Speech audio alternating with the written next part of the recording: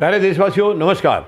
आप सब जानते हैं कि हमारे प्रधानमंत्री महोदय को झूठ बोलने की आदत है। केवल घोषणाएं करते हैं, काम कभी नहीं करते।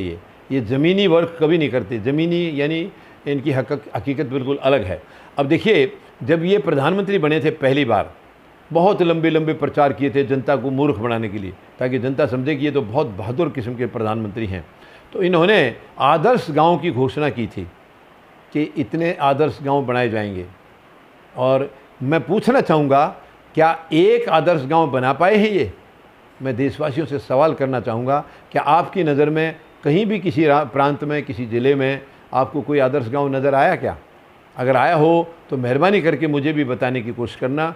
मैं भी अपने आप को सौभाग्यशाली मानूंगा उस आदर्श गांव को देख करके।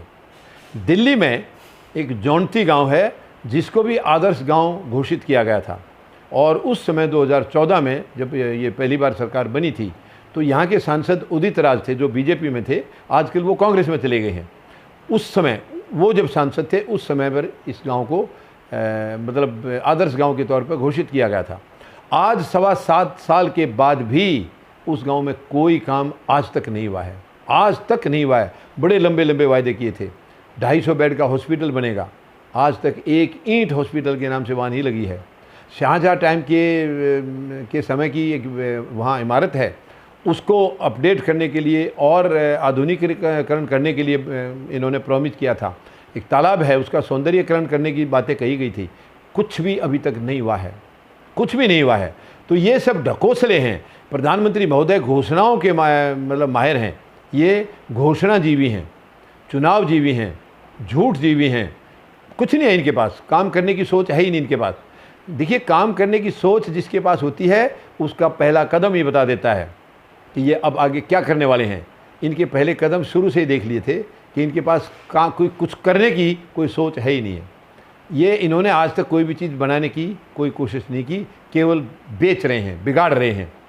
तो ये आदर्श गांव, मैं देशवासियों से निवेदन करूंगा, अगर आपको देश भर में कहीं आदर्श गांव कोई नज़र आ जाए तो प्लीज़ मुझे भी बताना, मैं भी उसको देखना चाहूँगा। क्योंकि दिल्ली के आदर्श गांव की तो हालत मैं बता रहा हूँ आपको, मैंने देखा उस गांव को, एक बार नहीं कई बार देखा है। उसमें एक नए पैसे का कोई काम अभी तक आदर्श गांव के नाम से नहीं हुआ है। तो ये क्यों बेवकूफ़ बना रहे हैं? किस लिए बेवकूफ़ बना रहे हैं? केवल साजिश के तहत कुर्सी लेने के लिए। करना कुछ नहीं है, केवल साजिशों के तहत गद्दी लेना है और फिर इनको लाइसेंस मिल जाएगा देश को लूटने का, देश को कंडम करने का, देश को तोड़ने का, देश को बांटने का, जातियों में, धर्म में, इसका इनको लाइसेंस मिल जाता है। ये दुखद है। तो मैं देशवासियों से निवेदन करूंगा कि आने वाले जहां भी चुनाव होने वाले हैं विधानसभा के, उनमें इनको बाहर का रास्ता दिखाएं, बीजेपी को बाहर का रास्ता दिखाएं, इनको आगे पनपने ना दें। क्योंकि अगर भारत देश को बचाना है तो इनको भगाना होगा। अगर ये इनको नहीं भगाया तो देश बचेगा नहीं है। ये हम सब के लिए बहुत ही गौरव की बात होगी कि इनके चंगुल से हम अगर देश को निकाल लेंगे। ये गौरव की बात होगी। धन्यवाद। जय जवान, जय किसान, जय हिंद।